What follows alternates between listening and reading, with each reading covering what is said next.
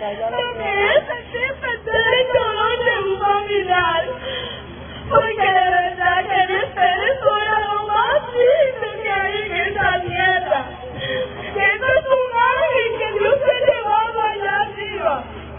Y te lo agradezco mucho, de verdad.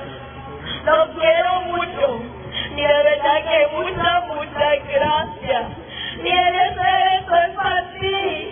Te amo, mi amor, y nunca te vamos a olvidar.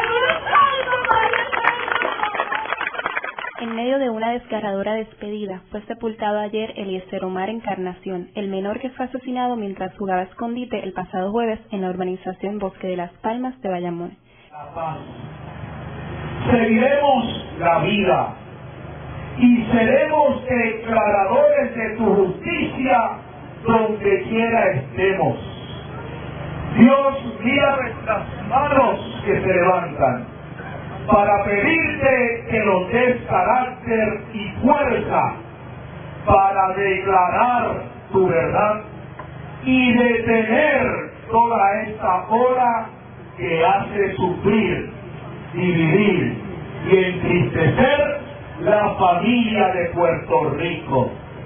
La comitiva fúnebre dirigió a los dolientes desde la funeraria Álvarez hasta el cementerio de los Cipreses en Bayamón.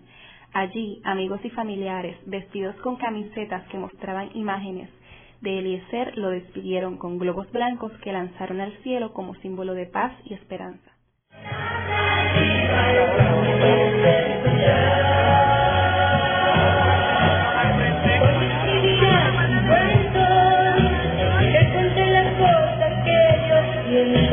Cuando darás